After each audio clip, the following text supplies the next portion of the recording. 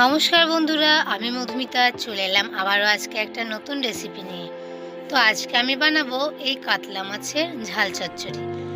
তো এখানে দেখো আমি খুব বড়ও না ছোটও না মিডিয়াম সাইজের কাতলা মাছ নিয়ে নিয়েছি। তো ওগুলো প্রথমে আমি ভালো করে ধুয়ে পরিষ্কার করে নিয়েছি। এবার ওগুলো একটা প্লেটের মধ্যে নিয়েছি। এবার ওর মধ্যে পরিমাণ মতো হলুদ আর লবণ দিয়ে দিলাম।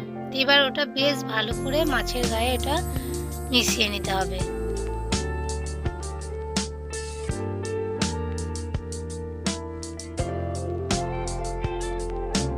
তো সমস্ত মাছটার গায়ে হলুদ আর লবণ ভালো করে মেশানো হয়ে গেছে। এবার এদিকে একটা কড়াই আমি গ্যাসের মধ্যে গরম করতে দিলাম। তো কড়াইটা আমি বেশ ভালো করে গরম করে নিয়েছি। এবার ওর মধ্যে দিয়ে দিলাম সরষের তেল। তো কড়াইটা যদি ভালো করে না গরম করি তাহলে কিন্তু মাছটা ভালো করে ওঠে না, আর মাছটা কীরকমভাবে যেন নষ্ট হয়ে যায়। তাই জন্য কড়াইটা বেশ ভালো করে গরম করে নিয়েছি, দিয়ে তেলটা দিয়েছি। তেলটা ভালো করে গরম হয়ে আসার পর ওর মধ্যে আমি মাছ দিয়ে দিলাম। এবার মাছগুলো ভালো করে খড়া খড়া করে ভেজে নিতে হবে।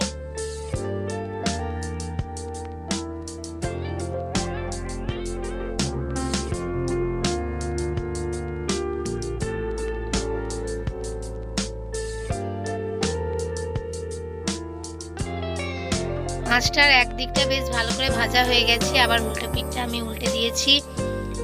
তো এইভাবেই আমি সমস্ত মাছগুলো ভেজে নিয়েছি।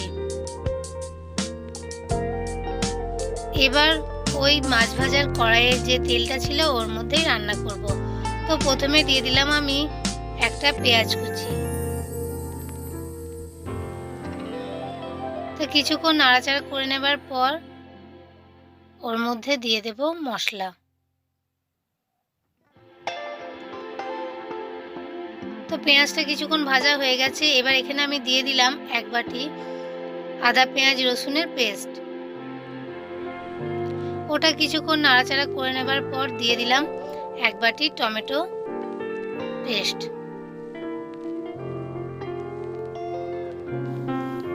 এবার ওটাও বেশ কিছুক্ষণ ভেজে নিতে হবে। কিছুক্ষণ ভেজে নেবার পর ওর মধ্যে দিয়ে দিয়েছি পরিমাণ মতো হলুদ, আর দিয়েছি হাফ চামচ জিরের গুঁড়ো আর হাফ চামচ ধনের গুঁড়ো, আর দিয়েছি পরিমাণ মতো লবণ আর একটু চিনি। এবার সমস্ত মশলাটা বেশ কিছুক্ষণ ভেজে নিতে হবে।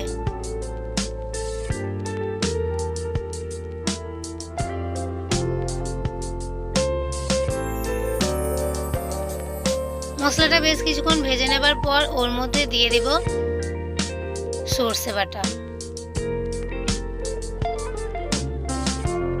এখানে আমি ছোট চামচের এক চামচ সর্ষে নিয়েছিলাম, ওটা আমি বেটে নিয়েছি। এবার ওটা আমি দিয়ে দিলাম।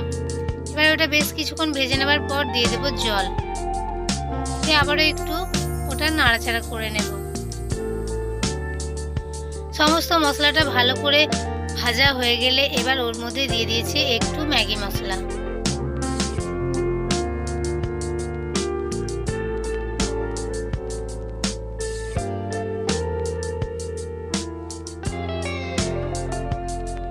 এই ম্যাগি মশলাটা দিলে কিন্তু এই রান্নার স্বাদটা একটু অন্যরকম হয়। তো সমস্ত মশলাটা ভালো করে ভাজা হয়ে গেছে। এবার ওর মধ্যে দিয়ে দেব পরিমাণ মতো জল।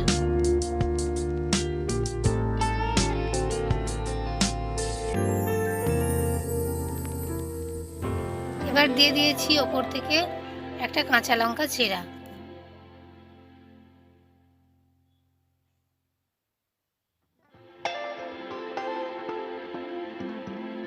এবার সমস্ত ঝোলটা ফুটে আসলে ওর মধ্যে ভেজে রাখা মাছগুলো একে একে দিয়ে দেব।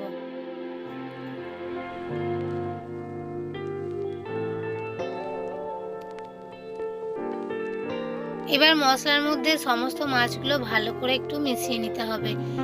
এবার ওপর থেকে একটু ধনেপাতা দিয়ে ওটা আমি নামিয়ে নেব।